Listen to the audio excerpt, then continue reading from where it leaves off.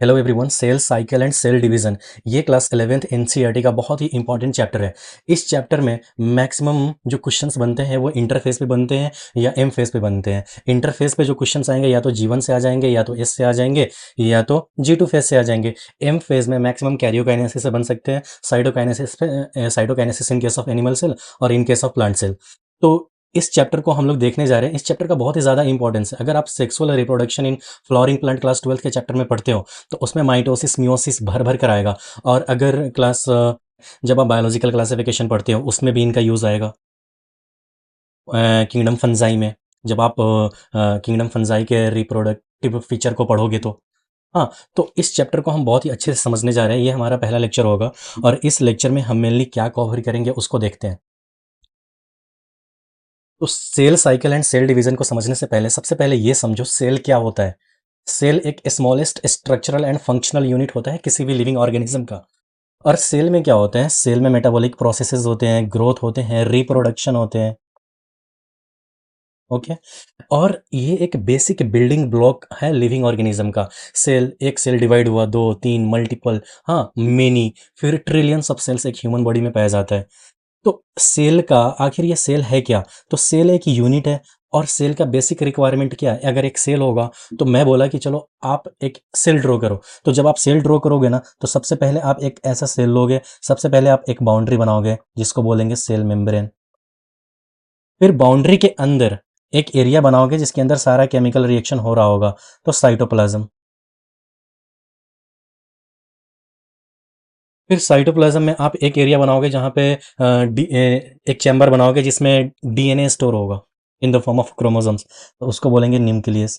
तो ये सब बेसिक रिक्वायरमेंट है सेल का। और जब एक सेल है तो इसके अंदर जो भी ज़रूरत की सामान है उसका मूवमेंट भी होगा।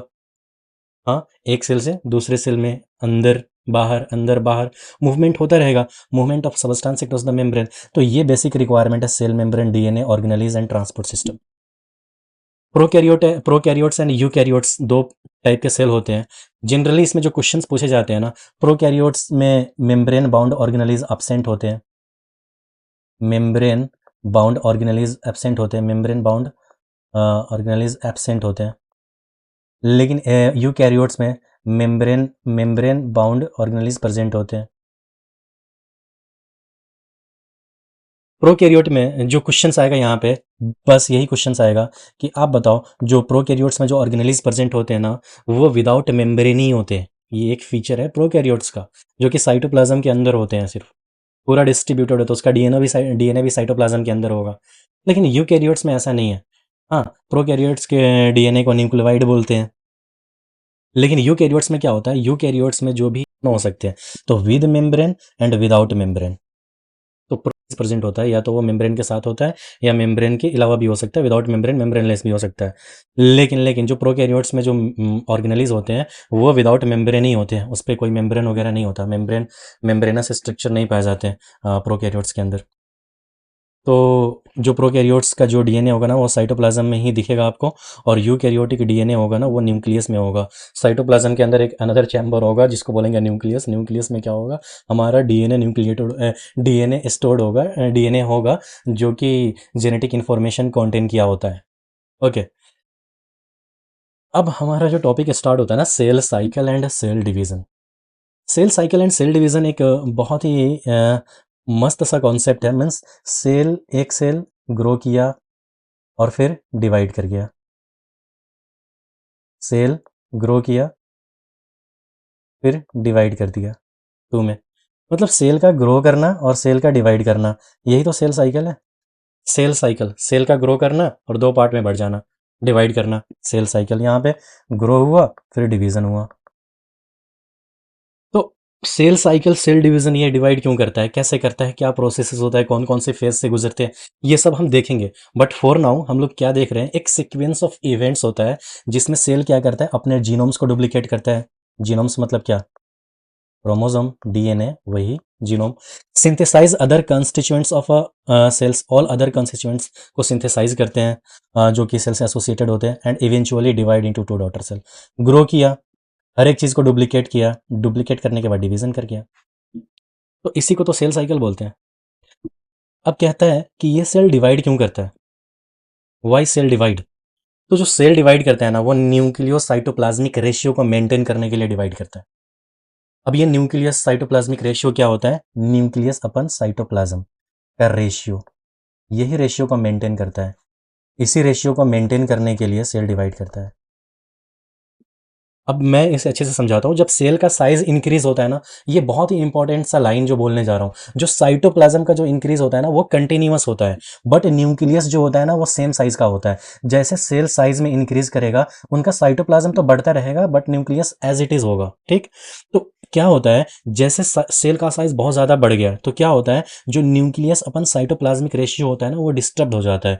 तो क्या करता है, न्यूक्लियस उतने ओवर साइज्ड सेल को कंट्रोल नहीं कर पाएगा। तो न्यूक्लियस कहता है, एक सिग्नल इनिशिएट करता है, जो सिग्नल क्या करता है, डिवीजन के लिए रेस्पॉन्सिबल होता है, रीस्टोर, इसलिए कि डिवीजन होगा, हम बैलेंस हो जाएंगे। तो देखो, सेल डिवीजन ट्रिगर्ड होता है, फिर सेल डिवाइड होता है, और जिससे प्रॉपर फंक्शन मेंटेन होता है। देखो, सेल क्या हुआ, जैसे ग्रो किया तो न्यूक्लियस साइटोप्लाज्मिक रेशियो इनिशियली 20/40 था। मैंने कहा जब सेल ग्रो होगा तो साइटोप्लाज्म इंक्रीज होगा। साइटोप्लाज्म क्या होगा, साइटोप्लाज्म इंक्रीज होगा। Cytoplasm is a increase in cytoplasm is a continuous process, but nucleus remain as it is. Look at here, जब सेल बड़ा हुआ तो न्यूक्लियस 20 का 20 ही हुआ, बट साइटोप्लाज्म 80 हो गया।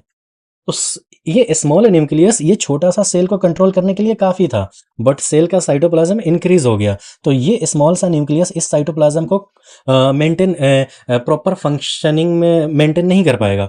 तो क्या हुआ, ये न्यूक्लियस क्या करता है, एक सिग्नल इनिशिएट करता है, और जिससे की वजह से डिवीजन हो सके। तो सेल डिवीजन स्टार्ट होता है, फिर सेल डिवीजन स्टार्ट होगा, nucleus as it is, duplication, cell cycle, जब हम लोग पढ़े थे ना, यहाँ पे क्या था, cell duplicates its genome, synthesize other constituents of the cell, and eventually divides into two daughter cell is termed as cell cycle। तो इसी को तो समझना है। तो न्यूक्लियस क्या हुआ, 20/40, इसमें भी 20/40, देखो पहले से बैलेंस हो गया ना। अब ये क्या क्या कर पाएगा, ये अच्छे से सेल के फंक्शन को मैनेज कर पाएगा। तो एक इम्पोर्टेंट सा पार्ट आता है कि सेल डिवाइड क्यों करता है। सेल तो डिवाइड क्यों करता है वो तो समझ लिए। अब ये importance of cell division, cell division का क्या इंपॉर्टेंस है। तो सेल जो होता है ना, वो इंफॉर्मेशन को डॉटर सेल में पास करता है, जो कि मिलियंस ऑफ ईयर्स लगे उसको, उस इंफॉर्मेशन को इवॉल्व होने में। जितने भी सेक्सुअली रिप्रोड्यूसिंग ऑर्गेनिज्म है, जैसे ह्यूमन बीइंग्स, एनिमल्स, उस मैक्सिमम उसमें क्या होते हैं, जो भी लाइफ होते हैं ना, इनिशिएट होता है ना, वो सिंगल सेल जाइगोट से ही होता है। जितने भी सेक्सुअली रिप्रोड्यूसिंग ऑर्गेनिज्म है ना, उसमें जो लाइफ स्टार्ट होता है ना, वो सिंगल सेल जाइगोट से होता है। और ये सिंगल सेल जाइगोट क्या करता है, इनके पास डीएनए होता है, वो डीएनए के पास वो सारे इंफॉर्मेशन है जो एक ऑर्गेनिज्म बॉडी को बना सके। देखो, जो भी सेक्सुअल रिप्रोड्यूसिंग ऑर्गेनिजम्स होते हैं, उसमें जो सिंगल सेल जाइगोट से ही लाइफ इनिशिएट होता है। जैसे ओवम ओवम ओवम और स्पर्म मिला तो ये जाइगोट बनाया। इस जाइगोट के पास क्या होगा, इस जाइगोट के पास डीएनए होगा, और डीएनए के पास वो सारे इंफॉर्मेशन है कि एक ऑर्गेनिज्म बॉडी कैसे बनता है। अब ये जाइगोट डिवाइड करेगा, डिवाइड करेगा, डिवाइड करेगा, और ये डिवाइड कर कर कर कर कर करके एक ट्रिलियंस ऑफ सेल्स का बनाएगा एक ऑर्गेनिज्म। जैसे ह्यूमन बींग्स में ट्रिलियंस ऑफ सेल्स पाए जाते हैं, मोर देन कई ट्रिलियंस, 300 ट्रिलियंस माइट बी। आगे देखते हैं, ये जो जाइगोट के अंदर डीएनए हुआ, इसके पास वो इंफॉर्मेशन है जो एक ह्यूमन बॉडीज को बना सके, या जिस ऑर्गेनिज्म का भी डीएनए होगा, जिस ऑर्गेनिज्म का भी जाइगोट होगा, उसके पास वो इंफॉर्मेशन होगा कि उस ऑर्गेनिज्म को बना सके, okay, in the form of DNA. तो हम लोग डीएनए को समझेंगे। अब एक बार डीएनए पे एक छोटा सा ब्रीफ लेते हैं, फिर डीएनए से बढ़कर आगे चलेंगे। लुक एट हियर, ये डीएनए हुआ, ठीक है। डीएनए एक डबल हेलिकल स्ट्रक्चर होता है, double helical thread like structure होता है। डीएनए का फुल फॉर्म होता है ना, डीऑक्सी राइबो न्यूक्लिक एसिड, जो कि स्टोर करता है जेनेटिक इंफॉर्मेशन, वो सारे प्रोसेसेस के लिए, सेलुलर प्रोसेस के लिए एंड सेलुलर एक्टिविटीज के लिए। तो डीएनए को सिंपल से समझो कि ये स्टोर करता है, क्या करता है, स्टोर करता है जेनेटिक इंफॉर्मेशन। ठीक, डीएनए का जो होल पार्ट है वो फंक्शनल नहीं होता। जो पार्ट डीएनए का फंक्शनल होगा उसे ही जीन बोलेंगे। तो gene is a unit of inheritance, functional unit of inheritance. तो जीन एक फंक्शनल पार्ट है जो कि फंक्शनल प्रोडक्ट बनाएगा प्रोटीन। ओके, तो gene is a functional unit या functional segment of a DNA. तो कहने का मतलब डीएनए पे जो इन्फॉर्मेशन होगा ना, ये जेनेटिक इन्फॉर्मेशन होगा ना, ये सेगमेंट में प्रेजेंट होगा, सेगमेंट में प्रेजेंट होगा। मान लो ये देता हूँ, ये डीएनए होल पार्ट फंक्शनल नहीं है, मैं ये बोला कि ये पार्ट फंक्शनल है, ये पार्ट फंक्शनल है, डीएनए का ये पार्ट फंक्शनल है, तो ये जीन हो गया, ये जीन 1, ये जीन 2 हो गया, ये जीन 3 हो गया, और ये जीन 1 अपना प्रोडक्ट बनाएगा फंक्शनल प्रोडक्ट P1, ये अपना फंक्शनल प्रोडक्ट बनाएगा P2, ये अपना फंक्शनल प्रोडक्ट बनाएगा P3। तो कहने का मतलब जो डीएनए पे इंफॉर्मेशन प्रेजेंट होता है ना, वो सेगमेंट में होता है, और डीएनए के फंक्शनल सेगमेंट को जीन बोलते हैं, और ये फंक्शनल सेगमेंट ही फंक्शनल प्रोडक्ट बनाएगा जो कि प्रोटीन होगा। और ये प्रोटीन क्या होता है? Whole DNA molecule is not functional at all. In most organism, only a small portion of a DNA is directly coded for functional products such as RNA and protein. This part is called coding DNA और gene. अब कहने का मतलब DNA जो होता है ना, एक लंबा थ्रेड लाइक स्ट्रक्चर होता है। यूकैरियोटिक डीएनए को देखोगे ना, तो यूकैरियोटिक डीएनए का साइज 2.2 मीटर होता है, बट यूकैरियोटिक न्यूक्लियस का साइज देखोगे ना 10⁻⁻⁶ होता है। ये इतना लंबा सा डीएनए, ये सच ए स्मॉल न्यूक्लियस में कैसे रह पाएगा? तो डीएनए क्या करता है? अपने आप को कंडेंस करता है। जब लेस कंडेंस्ड करेगा तो यू क्रोमेटिन में, फिर मोर कंडेंस्ड हेट्रोक्रोमेटिन, फिर most condensed form of a DNA is known as chromosome. क्या करेगा डीएनए? डीएनए जब कंडेंसेशन स्टार्ट होगा ना डीएनए का, तो डीएनए हिस्टोन प्रोटीन के अराउंड रैप कर जाएगा, डीएनए हिस्टोन प्रोटीन के अराउंड रैप कर जाएगा, और अदर नॉन हिस्टोन प्रोटीन भी एसोसिएटेड होता है, उसको देखेंगे जब भी आएगा ना, protein associated with chromatin, histone protein, non histone protein. Okay, फिर मोर कंडेंस्ड होगा। अब बहुत ज़्यादा कंडेंस्ड होकर most condensed form of DNA होता है क्रोमोसोम्स, और ये डीएनए क्रोमोसोम्स के फॉर्म में ही न्यूक्लियस के अंदर रहता है। Got it? तो अगर क्रोमेटिन से जो क्वेश्चन आएगा, क्रोमेटिन से क्वेश्चन आएगा, क्रोमेटिन में DNA include? Yes. DNA, gene, yes. Histone protein, yes. Non histone protein, yes. Okay, जैसे अगर मैं बोला क्रोमेटिन, क्रोमेटिन में डीएनए होगा, यस। हिस्टोन प्रोटीन होगा, यस। नॉन हिस्टोन प्रोटीन होगा, यस। बिल्कुल। अब तो ये समझ गया ना कि डीएनए न्यूक्लियस के अंदर एज इट इज़ नहीं रह पाएगा, डीएनए का लेंथ बहुत बड़ा है, डीएनए का डीएनए न्यूक्लियस के अंदर एज इट इज़ नहीं रह पाएगा, डीएनए का लेंथ बहुत बड़ा है और न्यूक्लियस का साइज बहुत छोटा है। तो इतने से छोटे चीज़ में ये डीएनए कैसे रह पाएगा? तो डीएनए अपने आप को कंडेंस करता है। डीएनए जब अपने आप को कंडेंस्ड करेगा तो पहले यूक्रोमेटिन, हेट्रोक्रोमेटिन, जो मोस्ट कंडेंस्ड फॉर्म होगा ना उसे बोलेंगे क्रोमोसोम्स, और यही क्रोमोसोम्स न्यूक्लियस के अंदर रहता है, इसी में डीएनए स्टोर्ड होता है। Got it? और क्रोमेटिन और क्रोमोसोम्स के बारे में तो हम बढ़िया से देख ही लिए। फिर ये क्रोमोसोम्स के बारे में थोड़ा सा देखते हैं।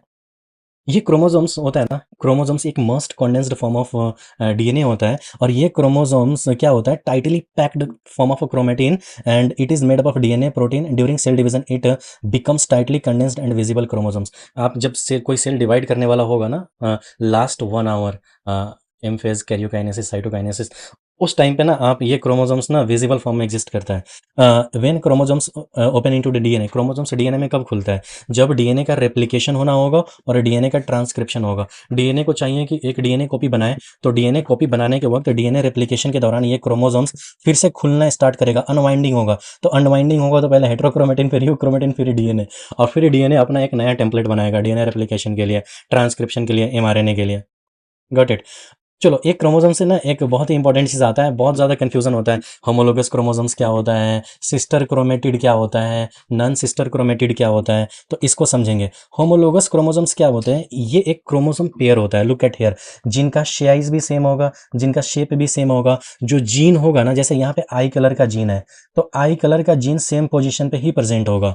जीन भी सेम पोजिशन पर होते हैं, बट ध्यान रखना इसमें अलील्स अलग हो सकते हैं, अलील्स में भी डिफरेंट, अलील्स में बी डिफरेंट। जैसे दोनों में, एक में आई कलर का होगा, एक पर ब्राउन अलील होगा, ब्राउन कलर के ब्राउन आई का अलील होगा, और दूसरे पे ब्लू आई का अलील हो सकता है। तो अलील्स में भी डिफरेंट, लेकिन जो जीन का पोजीशन होगा ना, अगर यहाँ पे आई का जीन है तो यहाँ पे भी आई का जीन होगा, लेकिन यहाँ पे हो सकता है ब्राउन अलील प्रेजेंट हो, ब्राउन आई का अलील प्रेजेंट हो, यहाँ पे हो सकता है ब्लू ब्लू अलील का जीन प्रेजेंट हो। नॉन सिस्टर क्रोमेटिड होता है ना, नॉन सिस्टर क्रोमेटिड क्या होता है, ये डिफरेंट होमोलोगस क्रोमोसोम्स की ही होती है। देखो लुक एट हियर, ये होमोलोगस क्रोमोसोम्स है, ये एक सिस्टर, ये क्रोमेटिड डिफरेंट होमोलोगस क्रोमोसोम्स की क्रोमेटिड को बोलते हैं। एक मैटरनल क्रोमोसोम्स की क्रोमेटिड, एक पैटर्नल क्रोमोसोम्स की क्रोमेटिड।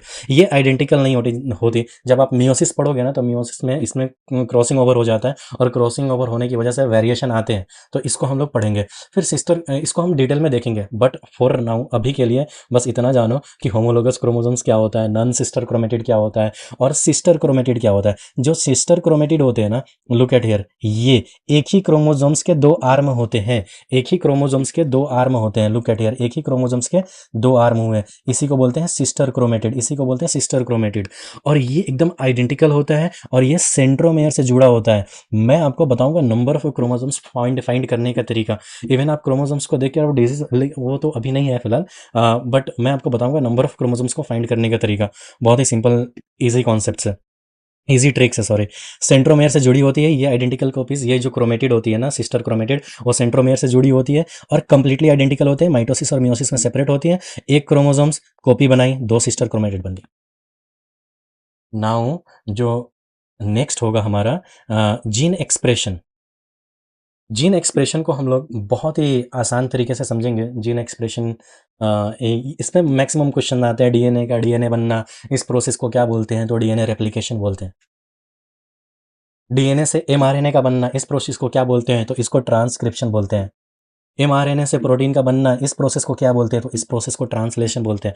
इसी को सेंट्रल डोग्मा बोलते हैं। कुछ केस में क्या होते हैं, आरएनए से डीएनए बन जाता है, इसी को बोलते हैं रिवर्स ट्रांसक्रिप्शन, इसी को बोलते हैं रिवर्स ट्रांसक्रिप्शन।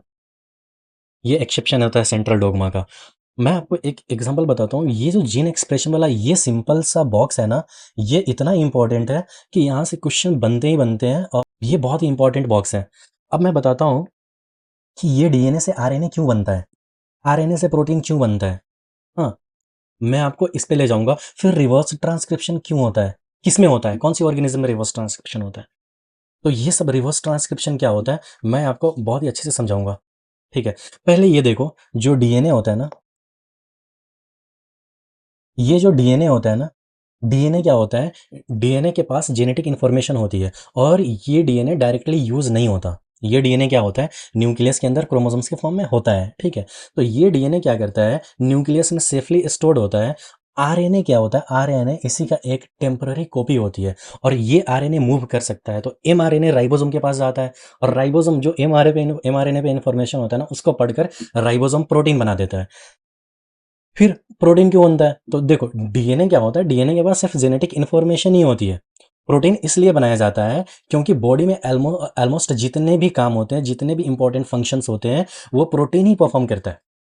जैसे डीएनए सिर्फ इन्फॉर्मेशन स्टोर करता है, लेकिन एक्चुअल जो काम करता है वो प्रोटीन करता है, इसलिए प्रोटीन बनता है। तो प्रोटीन जो बनेगा ना, ये फंक्शनल प्रोडक्ट होता है। हाँ, फंक्शनल यूनिट का फंक्शनल प्रोडक्ट प्रोटीन। ओके, तो डीएनए क्या होता है, डीएनए के पास सिर्फ इन्फॉर्मेशन होता है, लेकिन जितने भी एसेंशियल काम, फंक्शनल काम, जितने भी काम होते हैं ना मेन, वो प्रोटीन ही परफॉर्म करता है एक्चुअल काम। जैसे इंजाइम, इंजाइम क्या करता है, डाइजेशन करवाता है। ओके, डाइजेशन करता है। हीमोग्लोबिन ऑक्सीजन कैरी करता है। ओके, मसल प्रोटीन क्या करता है, मूवमेंट करवाता है। एंटीबॉडीज क्या, इन्फेक्शन से फाइट करवाता है। ठीक है, फाइट करता है। फिर क्या करता है, हॉर्मोन्स क्या करते हैं, बॉडी को रेगुलेट करता है। इसीलिए सेल डीएनए की इंफॉर्मेशन को कॉपी करके प्रोटीन बनाता है। तो अब तो समझ में आ गया कि प्रोटीन क्यों बनता है। तो ठीक है, मैंने कहा रिवर्स ट्रांसक्रिप्शन सेंट्रल डोग्मा का एक एक्सेप्शन है। तो रिवर्स ट्रांसक्रिप्शन क्या होता है, तो रिवर्स नॉर्मली नॉर्मली देखो, सेल में इंफॉर्मेशन का फ्लो होता है, डीएनए से आरएनए का बनना, आरएनए से प्रोटीन का बनना। बट क्या हो, जब जब यही आरएनए का आरएनए से डीएनए बन जाए, तो इसी को तो बोलते हैं reverse transcription.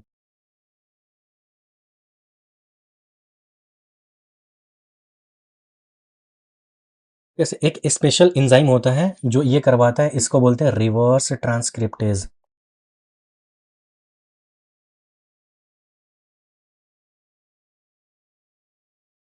Reverse transcriptase RNA को पढ़कर डीएनए बना देता है। ओके, रिवर्स इंजीनियरिंग करता है आरएनए का उनको डीएनए बनाने के लिए, रिवर्स ट्रांसक्रिप्टेज। तो अब कहते हैं रिवर्स ट्रांसक्रिप्टेज किस किस ऑर्गेनिज्म में होता है, कौन कौन से ऑर्गेनिज्म में होता है। एक ग्रुप ऑफ वायरस होता है जिनको रेट्रो वायरस बोलते हैं, उनका बेस्ट एग्जाम्पल होता है HIV virus, human immuno virus.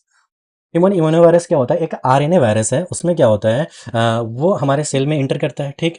वो रिवर्स ट्रांसक्रिप्टेज एंजाइम का यूज करके आरएनए से डीएनए बना देता है। ओके ओके, आरएनए से डीएनए बना देता है और ये वायरल डीएनए हमारे जीनोम में इंसर्ट हो जाता है और इसीलिए एचआईवी डेंजरस होता है। फिर एक और एग्जांपल लेते हैं। मैंने तो आरएनए वायरस ले लिया। अब ये मत समझना कि जितने भी आरएनए वायरस होते हैं, जितने भी आरएनए वायरस होते हैं उन सब में रिवर्स ट्रांसक्रिप्शन होता है। नहीं, ऐसा नहीं होता। कुछ मतलब कुछ ही ग्रुप में होते हैं ये। डीएनए वायरस का एग्जांपल देता हूँ। DNA virus, hepatitis B virus का एग्जांपल सुने होंगे आप। वो उसमें कुछ यूनिक होता है। ये डीएनए वायरस होता है, लेकिन रेप्लिकेशन के टाइम ये रिवर्स ट्रांसक्रिप्टेज को यूज करके अपना आरएनए से डीएनए बना लेता है। और ये ऐसा क्यों करता है? ये ऐसा क्यों करता है? इनिशियली ये डबल स्टैंडर्ड डीएनए होता है, हेपेटाइटिस बी वायरस। और ये सेल के अंदर जाता है, जाकर ये आरएनए बनाता है। सेल के अंदर जाकर यूजुअली हेपेटाइटिस बी वायरस वो डीएनए वायरस होता है। वो सेल के अंदर जाकर वो आरएनए बनाता है। फिर क्या करता है? फिर आरएनए से दोबारा डीएनए बनाता है। कैसे? वो रिवर्स ट्रांसक्रिप्टेज का एंजाइम का यूज करके आरएनए से दोबारा डीएनए बना देगा। तो इसमें क्या होता है, नॉर्मली डीएनए से आरएनए बनता है। बट इसमें क्या बोलते ये हेपेटाइटिस बी वायरस में क्या होता है, पहले ये डीएनए वायरस हुआ, डीएनए अंदर गया, आरएनए बनाया, फिर आरएनए से फिर डीएनए बना दिया। तो इसी को तो बोलते हैं, यही प्रोसेस को तो रिवर्स ट्रांसक्रिप्शन बोलते हैं, आरटी। तो कहने का मतलब मेरा ये, इसको बताने का सिंपल सा मकसद ये था कि ऑल आरएनए वायरस में, सारे के सारे आरएनए वायरस में रिवर्स ट्रांसक्रिप्शन नहीं होता, स्पेशल ग्रुप में होता है। कुछ ही एग्जांपल है इनके। एक बेस्ट एग्जांपल एचआईवी ले लो। और अगर कंफ्यूजन होता है तो याद रखो, एक डबल स्टैंडर्ड वायरस था हेपेटाइटिस बी वायरस, उसमें भी रिवर्स ट्रांसक्रिप्शन होता था। डीएनए से पहले सेल के अंदर जाता था, वो आरएनए बनाता था, फिर आरएनए से डीएनए बनाता था रिवर्स ट्रांसक्रिप्शन करके। अगर तुम चाहो, ये थोड़ा सा यूनिक होता है। अगर बोलोगे कि ये कैसे होता है, तो इनका सिंपल सा बताता हूँ। ये ऐसा इसलिए करता है क्योंकि उसका रेप्लिकेशन साइकिल इसी मैकेनिज्म पर बेस्ड है। आरएनए उसके लिए इंटरमीडिएट कॉपी की तरह काम करता है, और जिससे नया वायरल डीएनए बना सकता है। Got it. तो ये ज़्यादा मतलब हमें सिर्फ इतना समझना है, पहले रेप्लिकेशन क्या होता है, ट्रांसक्रिप्शन क्या होता है, ट्रांसलेशन क्या होता है, रिवर्स ट्रांसक्रिप्शन क्या होता है, और रिवर्स ट्रांसक्रिप्शन के एक दो एग्जांपल। और ऐसे याद रख लेना कि सारे आरएनए वायरस में रिवर्स ट्रांसक्रिप्शन नहीं होता। ऐसा नहीं कि कुछ आरएनए वायरस, मतलब यहाँ पे पढ़ोगे HIV virus, the virus has RNA as a genetic material, यहाँ से ये मत निकाल लेना कि सारे आरएनए वायरस में रिवर्स ट्रांसक्रिप्शन होता है। कुछ डीएनए वायरस भी लिख देता हूँ नाम यहाँ पे, हेपेटाइटिस बी वायरस, ये डीएनए वायरस होते हैं। ये डीएनए वायरस होते हैं। पहले क्या करता है, डीएनए सेल में जाएगा, आरएनए बनाएगा, और फिर आरएनए से फिर डीएनए बना देगा। इसका रेप्लिकेशन साइकिल इसी मैकेनिज्म पर बेस्ड होता है, इसलिए करता है। फिर लेबोरेटरीज में भी होता है कंप्लीमेंट्री डीएनए बनाने के लिए from mRNA. Polymerase chain reaction में आ जाएगा, gene cloning, gene expression studies में इसका बहुत ही ज़्यादा यूज़ होता है, कंप्लीमेंट्री डीएनए रिवर्स ट्रांसक्रिप्शन। हाँ, अब हमारा स्टार्ट होता है सेल साइकिल, जो मेन चैप्टर है। तो सेल साइकिल क्या होता है, मैं पहले बताता हूँ ना। सेल, ये सेल हुआ, ग्रो किया और डिवाइड कर गया। सेल ग्रो करना, डिवाइड करना। तो सेल साइकिल क्या होता है, एक सीक्वेंस ऑफ इवेंट होता है, duplicates its genome, synthesize other constituents of cells and eventually divide into two daughter cell, 1 and 2। देखो, सेल साइकिल के बारे में हम एक बात बताते हैं कि सेल साइकिल जो मोस्टली यूकैरियोटिक फीचर होता है, क्या होता है, यूकैरियोटिक फीचर होता है, अकर इन यूकैरियोट्स कंप्लीट। जैसे प्रोकैरियोट्स में भी सेल साइकिल होते हैं, लेकिन उसमें थोड़ा सा अलग सा होता है। उसको पहले देख लेंगे, फिर हम जितने भी प्रोसेस पढ़ेंगे सब हम यूकैरियोट्स के बारे में ही पढ़ेंगे। तो इसमें जो event occur in features of cell cycle occur in eukaryotic cell, event include cell जो जो features of cell cycle occur in eukaryotic cell, जो इसमें इवेंट इंक्लूड होगा, सेल ग्रोथ अकर होगा, organelles are duplicated, DNA replication होगा, फिर cell division into two daughter cell. जो cell cycle होता है ना, ये एक हाईली कोऑर्डिनेटेड इवेंट होता है, वेरी वेरी इंपॉर्टेंट। और ये जेनेटिक कंट्रोल होता है, under genetic control. Highly coordinated event का मतलब होता है उसमें सीक्वेंस फिक्स होता है, टाइम नियरली फिक्स्ड होता है। जैसे आपको बताऊं, जब ये पढ़ोगे ना, देखो टाइम नियरली फिक्स्ड है, तो मैं बताऊंगा सीक्वेंस भी फिक्स्ड होता है, G1 से S और फिर G2 और फिर M। तो कहने का मतलब ये कोऑर्डिनेटेड इवेंट होता है, sequence nearly fixed and time nearly fixed. और ये एक जेनेटिक कंट्रोल्ड होता है, जेनेटिकली कंट्रोल्ड होता है। जो भी होता है ना, cyclin protein, CDK cyclin dependent kinase protein, ये सब रोल होता है। मैं बताऊंगा आगे क्या होता है।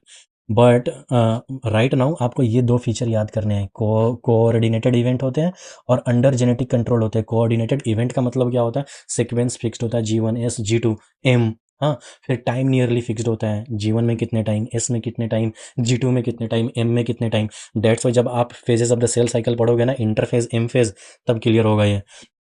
एक main cause of a cancer क्या होता है, जो कैंसर होता है ना, कैंसर क्या होता है, main cause of a cancer क्या होना है कैंसर का, hyper secretion of a cell, cell का बहुत ही ज्यादा डिवाइड होना। हाँ, तो क्या होता है, excess of genetic control, no. Excess growth of all cell, excess growth of a cell, no. Main cause of a cancer क्या है, loss of a genetic control due to mutation. Genetic control का loss होगा जिसकी वजह से cancer हो सकता है। तो loss of genetic control due to mutation, कहने का मतलब मैं ये बोला सेल साइकिल, सेल क्या हुआ, ग्रो किया और सेल डिवाइड कर गया। तो यहाँ से यहाँ तक होने में जो टाइम होता है ना, वो डिफरेंट ऑर्गेनिज्म का डिफरेंट होता है। इवन एक ऑर्गेनिज्म में डिफरेंट सेल का डिफरेंट टाइम होगा डिवीजन का। फिर से बताता हूँ, सेल ग्रो हुआ और सेल डिवाइड हुआ, तो यहाँ से यहाँ तक एक सेल साइकिल को परफॉर्म करने के लिए कुछ तो टाइम लगेगा।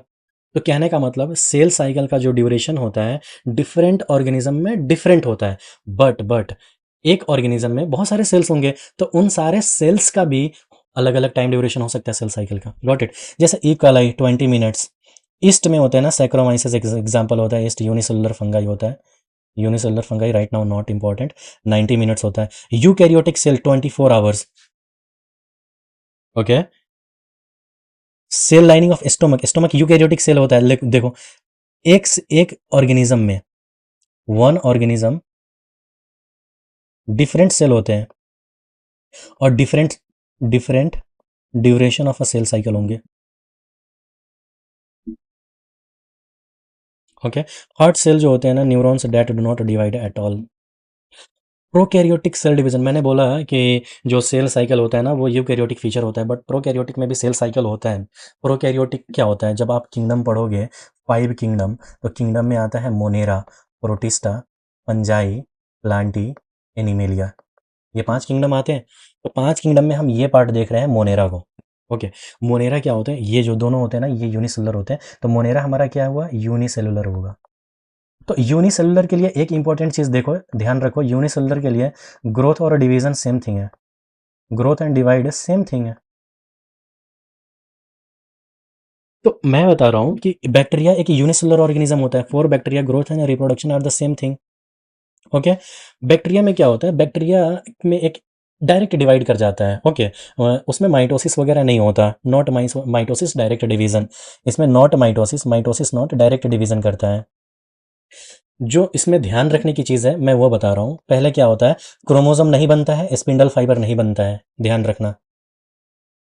क्या होता है, डीएनए कंडेंस्ड होता है, यस, न्यूक्लियाइड इसका बहुत ही ज़्यादा कंडेंस्ड होगा। जो इसमें बेसिक प्रोटीन होगा ना प्रोकैरियोट्स में, वो नॉन हिस्टोन होगा, ये भी ध्यान रखना। ओके। हिस्टोन प्रोटीन नहीं होगा। फिर क्या होगा, कंडेंस्ड डीएनए हो गया, डुप्लीकेशन, डीएनए रेप्लिकेशन भी होता है। ये देखो, न्यूक्लियोइड 1 और न्यूक्लियोइड 2, दो दो दो, तो डीएनए रेप्लिकेशन भी हुआ। फिर क्या होगा, सेप्टा बनेगा, ये सब, वो सब नहीं आएगा जनरली। फिर क्या होगा, ये डायरेक्ट डिवीजन कर जाएगा, नॉट माइटोसिस, डायरेक्ट डिवीजन। तो प्रोकैरियोटिक सेल डिवीजन, ये प्रोकैरियोटिक का खत्म हो गया, प्रोकैरियोट्स को इसमें नहीं लाएंगे। अब हम एक एग्जांपल दे देंगे, कोई भी बैक्टीरिया का नाम ले लो, एनाबेना नॉस्टॉक ओसिलेटरी है, चलो एनाबेना नॉस्टॉक, यही दो एग्जांपल लेते हैं। इसमें क्या होता है, मैं बोलूँ, मैं पूछूं, क्या कंडेंसेशन ऑफ डीएनए होता है, यस होता है। क्या स्पिंडल फाइबर बनता है, तो नहीं बनता। क्या स्पिंडल फाइबर बनता है, तो नहीं बनता। क्या क्रोमोसोम्स फॉर्म होते हैं, तो नहीं, नहीं बनता। Okay. Spindle fibre chromosome form होते हैं, नहीं होता। क्या इसमें माइटोसिस होता है, तो नो, नॉट माइटोसिस। क्या इसमें डायरेक्ट डिवीजन होता है, ए माइटोसिस होता है, डायरेक्ट डिवीजन, ए माइटोसिस, यस, ए माइटोसिस होता है, डायरेक्ट डिवीजन करता है। डीएनए रेप्लिकेशन होता है, यस होता है। तो ऐसे क्वेश्चन आ सकते हैं यहाँ से। बस हम फेजेस ऑफ सेल साइकिल देख रहे हैं, मैंने यूकैरियोटिक सेल यहाँ पे है। अब यूकैरियोटिक सेल पे आते हैं, ठीक है। यूकैरियोटिक सेल में क्या होता है, यूकैरियोटिक सेल में जब सेल साइकिल होता है ना, ये सेल हुआ, ग्रो किया और सेल डिवाइड किया, ठीक है।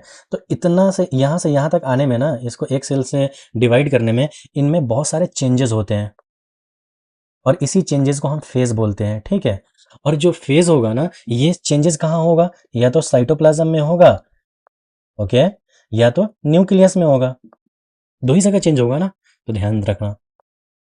तो यूकैरियोटिक सेल में जो होता है ना, सेल में फेज प्रेजेंट होता है। देखो ग्रोथ होने का phase G1, look at here, growth phase G1, S, G2 phase, फिर एम फेज में होता है कैरियोकाइनेसिस एंड साइटोकाइनेसिस। तो ये सारे फेज को पढ़ेंगे। तो interphase, basically interphase M phase, look at here, interphase और एम फेज, इंटरफेज और एम फेज, सेल साइकिल के दो फेज। जैसे एक ह्यूमन चिक सेल एग्जांपल में ले लो, तो इसमें दो फेज होंगे, इंटरफेज होंगे, एम फेज होंगे। इंटरफेज में कौन कौन सा फेज होगा, G1 होगा, S होगा, G2 होगा। फिर एम फेज में देखेंगे तो एम फेज में हम कैरियोकाइनेसिस और साइटोकाइनेसिस देखेंगे। कैरियोकाइनेसिस से स्टार्ट होता है, साइटोकाइनेसिस पे खत्म होता है, तो ये देखेंगे हम बिल्कुल। तो फेजेस ऑफ सेल साइकिल दो, मेनली दो फेज में बांट दिया, इंटरफेज और M phase, okay. M phase mitosis phase. तो इंटरफेज जो होता है ना, वो दो सक्सेसिव एम फेज के बीच में आता है। अब मैं इसको कैसे एक्सप्लेन करूं,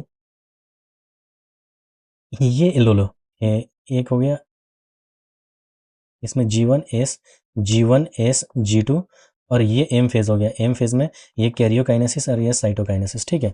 तो देखो ये एम फेज हुआ टोटल, और ये इंटरफेज हुआ, ये एम फेज हुआ, ये इंटरफेज हुआ। तो ये इंटरफेज हुआ ना, तो इंटरफेज क्या करता है, दो सक्सेसिव एम फेज, इंटरफेज, फिर एम फेज, दो सक्सेसिव एम फेज के बीच में आता है इंटरफेज, ओके। इंटरफेज होता है ना, last more than 95% duration of the cell cycle. Cell को सिर्फ यहां से यहां होने में 90% टाइम, 95% टाइम यूज कर लेता है।